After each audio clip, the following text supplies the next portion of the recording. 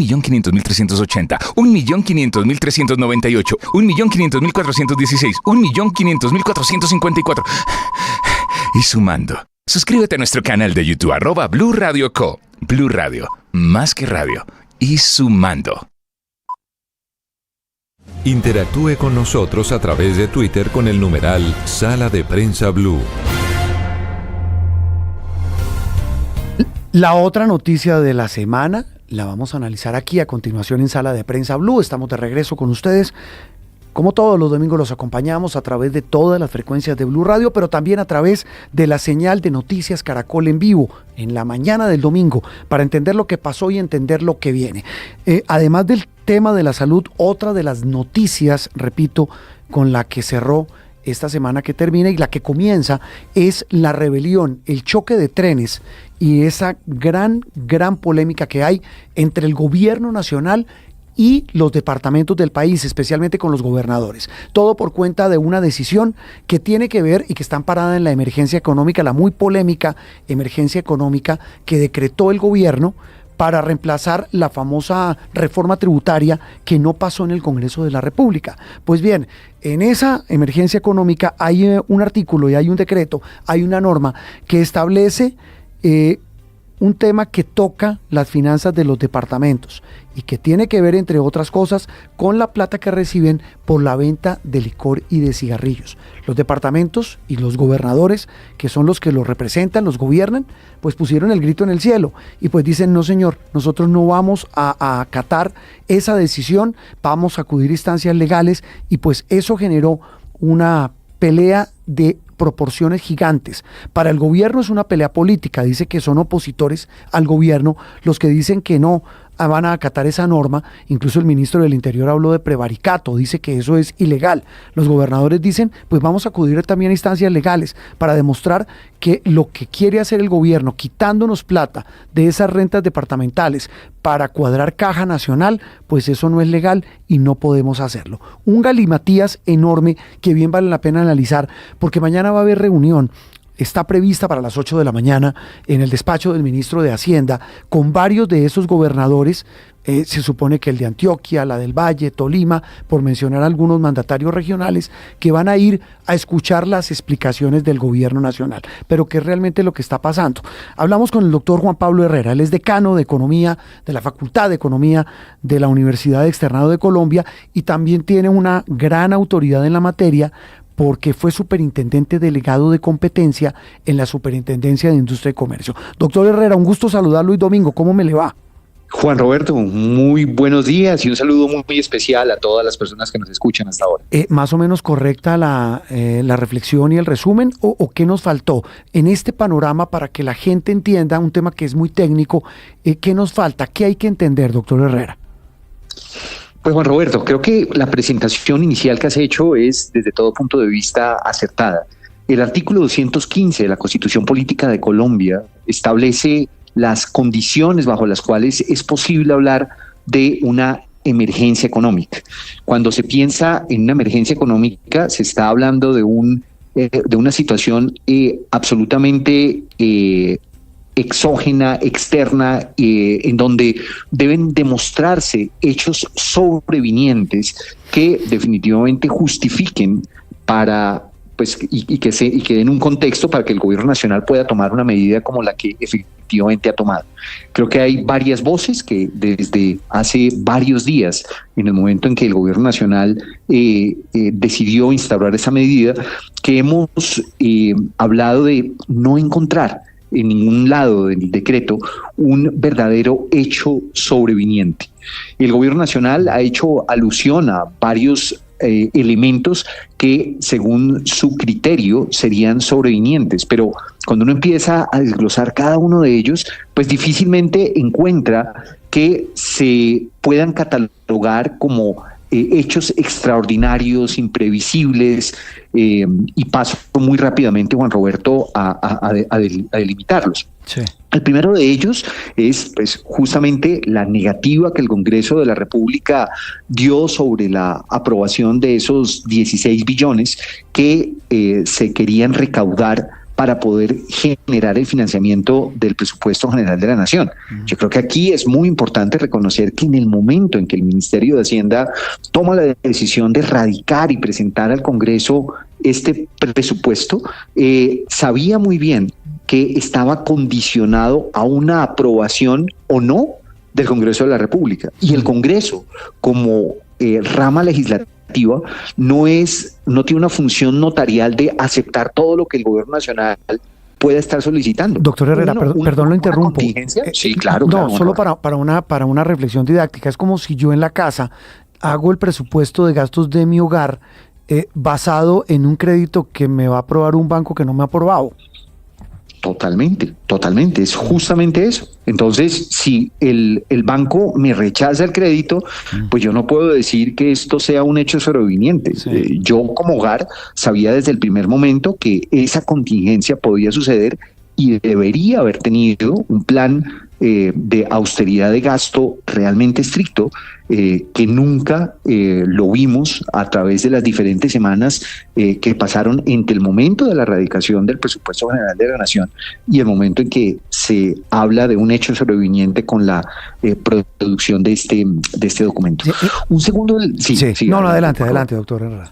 Un segundo elemento importante que creo que las personas que nos escuchan deberíamos todos tenerlo muy claro es justamente la situación adversa que en materia de política fiscal se está generando. Y yo creo que aquí, de nuevo, volvemos al mismo punto. No puede señalarse que la situación de déficit fiscal sea un hecho sobreviniente. Es más, el gobierno nacional fue quien tomó la decisión de activar la cláusula de escape de la regla fiscal en junio del año pasado, diciéndole a todo el país que efectivamente se iba a tomar una senda totalmente distinta. ¿Qué significa esto? Que desde junio el gobierno nacional conocía y era consciente con su propia decisión que lo que iba a generar era una presión de déficit fiscal que al cierre del 2025 alcanzó casi 6.8% del PIB. Y yo creo que eso es un elemento supremamente importante para tenerlo en cuenta, que difícilmente de nuevo puede calificarse como un hecho sorpresivo, extraordinario. Es decir, se sabía, se iba a saber que ese hueco iba a ser así. Por supuesto, claro. Por supuesto. Doctor Herrera, claro, entendiendo las razones, y ese es un debate que seguramente se va a librar en las Cortes, porque recordemos que hay un estudio de constitucionalidad de esta emergencia económica, y seguramente de hacer un debate gigante, y pues obviamente con usted no vamos a hablar de política, faltaba más, pero sí hablemos de hechos.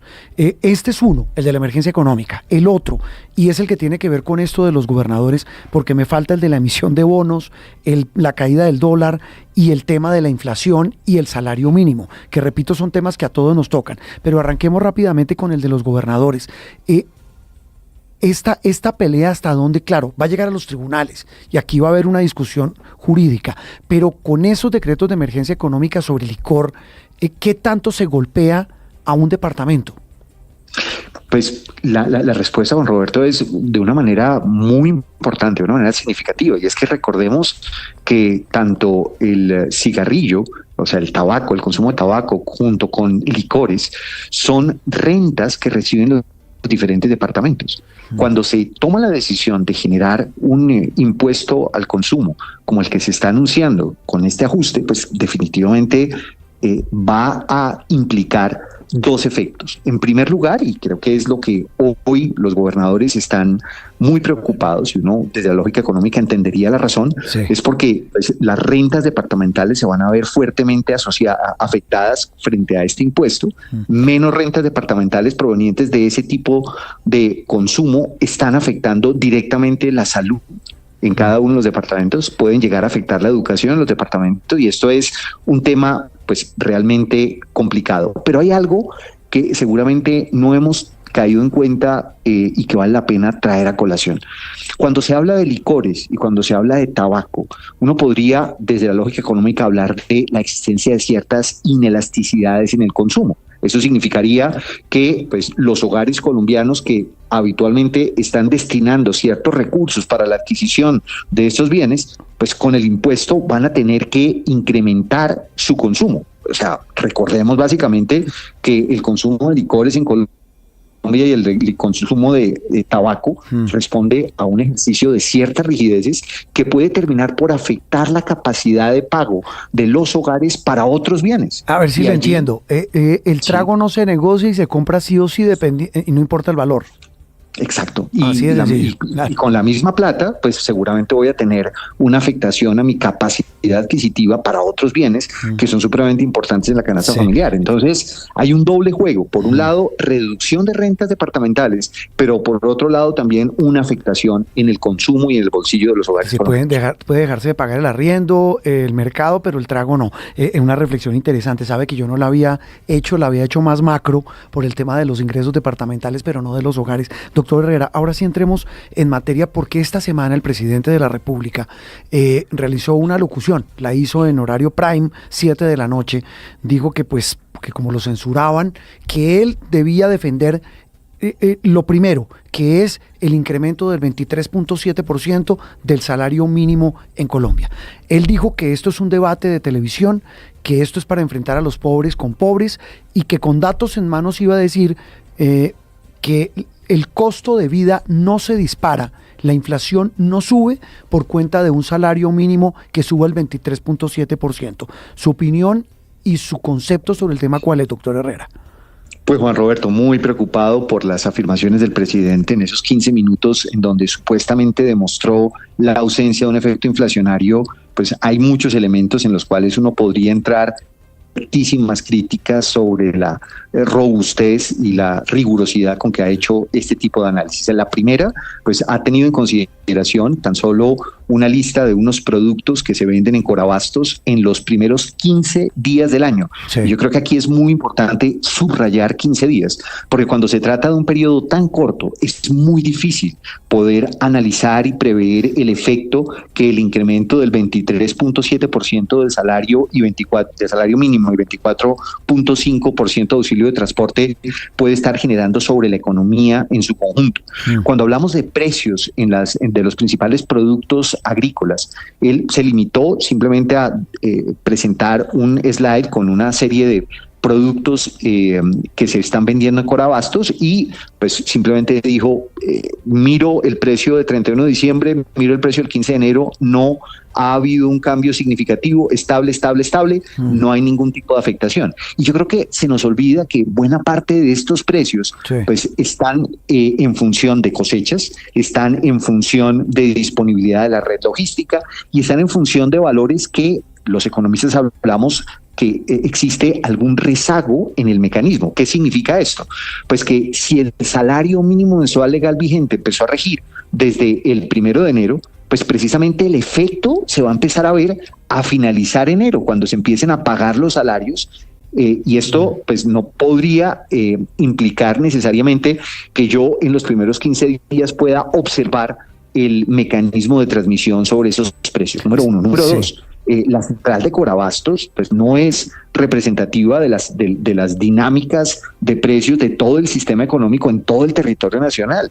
Entonces, uno no podría, a partir de una muestra tan poco representativa, tomar unas conclusiones y decir como primer mandatario del país que no ha habido ningún efecto sobre la inflación. Muy por el contrario, lo que uno sí está viendo es muchísimos empresarios teniendo que enfrentar un galimatías y una situación supremamente desafiante en cuanto a la estructura de costos que va a tener que enfrentar durante este año. Es que no olvidemos que estamos hablando de incrementar el salario casi en una cuarta parte. Eso en el salario mínimo. Esto afecta transversalmente cadenas de valor, cadenas logísticas, cadenas de servicio que de una u otra manera pues tienen que estar incrementando en un 23.7% del salario mínimo. Pero a su vez, Juan Roberto, no olvidemos también que muchas empresas en la economía colombiana pagan salarios integrales y de acuerdo a la normatividad laboral, el salario integral está también en función de salarios mínimos mensuales legales vigentes. ¿Qué significa eso? Que las empresas tienen que entrar a renegociar condiciones laborales. No, cambiárselo al salario básico. Claro, y es un ejercicio que es desde todo punto de vista retador financieramente para las empresas, con unas implicaciones muy graves sobre lo que puede llegar a ser el efecto tanto en precios de los bienes o servicios como en las mismas plazas de trabajo disponibles desde la formalidad. Dos temas puntuales, doctor Herrera, que tocó también el presidente esta semana. Uno, conectados, y pues usted que es experto y académico y conocedor, pues lo tiene muchísimo más claro que nosotros. Él habló sobre el famoso tema que el gobierno y él como presidente vendió como un gran éxito la venta, excúseme la expresión tan coloquial, rapada de bonos del Tesoro Nacional, que son papeles que emite el Estado para coger plata, para captar plata y para tener flujo de caja. Dice él que eso es un éxito que demuestra la confianza en la economía colombiana.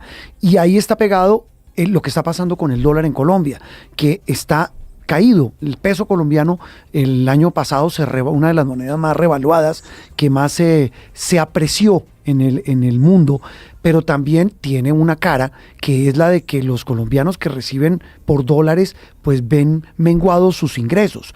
El presidente dice eso es un éxito y lo del dólar pues también es bueno. En opinión suya, estos dos conceptos y afirmaciones, ¿cómo se pueden ver?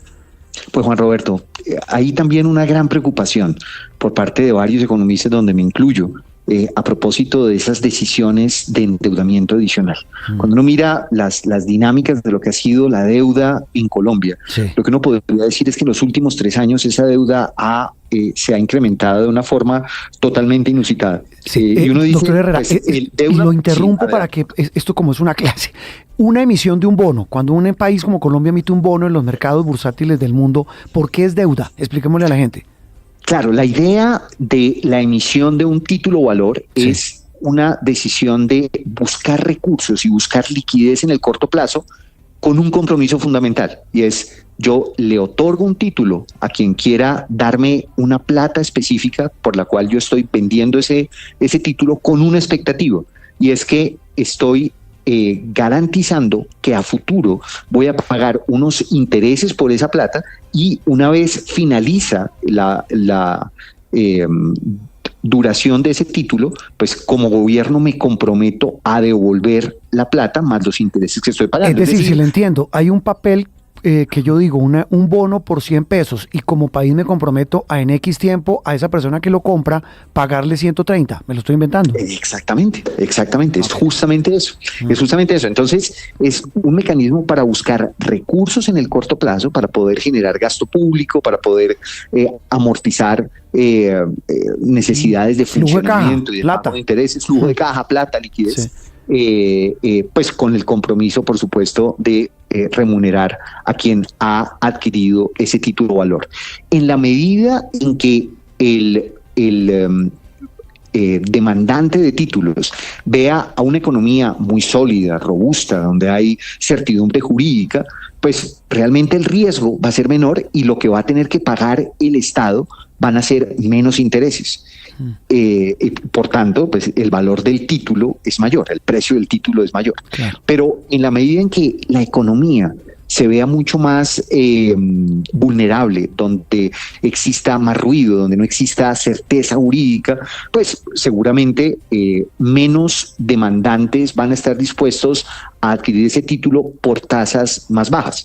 ¿Qué quiero decir con esto? Que claro, yo puedo tener a muchísimos inversionistas que pueden estar interesados en un título, cuando un gobierno, como el gobierno colombiano, sale a colocarlo a unas tasas supremamente altas. Claro, es decir, un rendimiento. Si le estoy entendiendo, esto es, no sé, a mí me gustan mucho las analogías para hacer claridad. Es más o menos como cuando yo voy a un banco y el banco mira mi récord crediticio y me dice, usted es como muy buena paga o tiene como dificultades. Sí, yo le presto, pero la tasa es más alta que a los demás.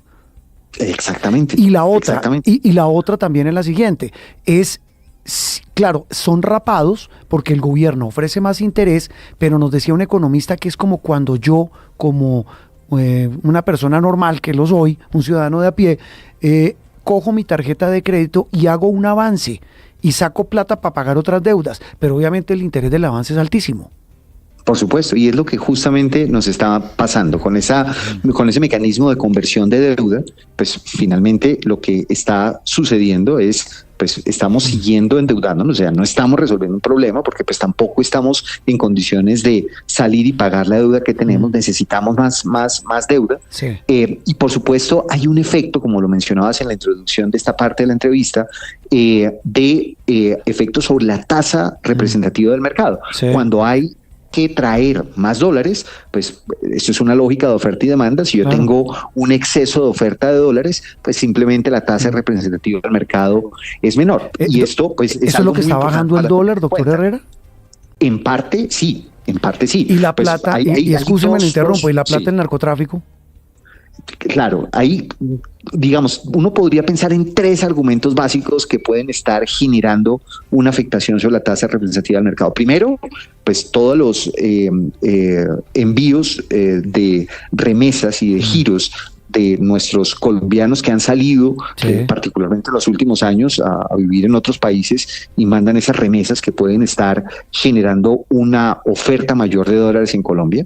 Lo segundo, por supuesto, estos canjes de deuda que han hecho y han generado un ingreso de divisas adicionales, y de nuevo este cúmulo de exceso de oferta tiende a la baja en la tasa representativa del mercado. Y la gran pregunta que varios economistas han intentado estimar para poder intentar visualizar el efecto que puede llegar a tener todo el mecanismo de lavado de activos provenientes de las actividades ilícitas, podría también estar generando un efecto en la tasa representativa del mercado. Es que recordemos básicamente que el incremento de cultivos de coca en Colombia pues es tan alto que pues seguramente la venta efectiva de esta coca convertida en cocaína pues finalmente puede estar generándonos también un efecto muy importante en tasa representativa del mercado. Pero aquí quiero resaltar, Juan Roberto, que si aisláramos ese tercer efecto y ese primer efecto, lo cierto es que pues las decisiones del gobierno nacional de endeudamiento están generando en el corto plazo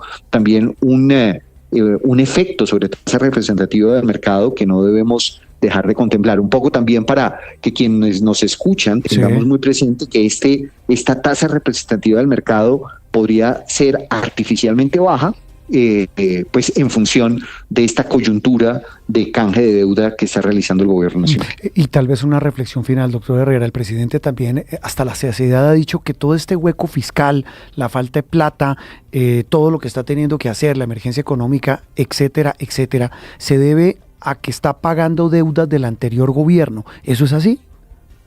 Pues Juan Roberto, no debemos olvidar que en el anterior gobierno pasamos por una situación absolutamente sobreviniente, eso sí sobreviniente. La pandemia. Que fue la pandemia. Y eso fue un hecho sobreviniente para todo el planeta y para toda nuestra especie. Y por supuesto se tuvieron que hacer unos esfuerzos muy importantes en materia económica. Pero lo que llama la atención es que el gobierno actual ha tomado la decisión de tener ese espejo retrovisor, incluso faltando 6 meses para finalizar el gobierno actual, tildando y achacándole responsabilidad del manejo económico a lo que pasó en el pasado y no asumiendo ningún tipo de responsabilidad sobre lo que nos está sucediendo. Y es que pues realmente llama poderosamente la atención que se tomen estas decisiones improvisadas como las que hemos tenido oportunidad de hablar el día de hoy, del salario mínimo, de la emergencia económica con esa cantidad de impuestos, etcétera, etcétera, con una cantidad de argumentos que llaman poderosamente la atención, que se han presentado justamente faltando 6 meses del mandato de gobierno de 4 años y que no hayan sido previstas en periodos anteriores. Llama también poderosamente la atención que hoy incluso el presidente de la República acuda a una entidad técnica como la Superintendencia de Industria y Comercio para intentar presentarla como una institución encargada de controlar precios en el mercado. Y aquí también para la audiencia es muy importante resaltar y recordar que la función de la superintendencia, dentro de muchas de las funciones que tiene, es ser autoridad de competencia. O sea, su función es de promover y proteger la libre competencia, no de controlar precios. En una economía de mercado no tiene ningún sentido este tipo de mecanismos de control de precios. Lo que necesitamos, por el contrario, es dinamizar la oferta, dinamizar la demanda y garantizar que el libre juego de cada uno de los mercados nos permita llevar a una situación mucho mejor en donde tengamos mecanismos eficientes, más productivos y finalmente que eso se vea traducido en mejores condiciones para todos los colombianos. Doctor Herrera, gracias por esta clase de economía y por mostrarnos el estado de la economía y sobre todo con una frase termino, el dato mata el relato. Muchas gracias y le deseo un feliz domingo. Juan Roberto, un feliz domingo para ti también y para toda la audiencia que nos está escuchando. Juan Pablo Herrera es el decano de Economía de la Universidad Externado de Colombia, hablando de la otra noticia de la semana, el relato presidencial sobre el estado de la economía y los datos que nos entrega un experto en la misma. Estamos en Sala de Prensa Blue. Interactúe con nosotros a través de Twitter con el numeral Sala de Prensa Blue. Ya somos 1.500.000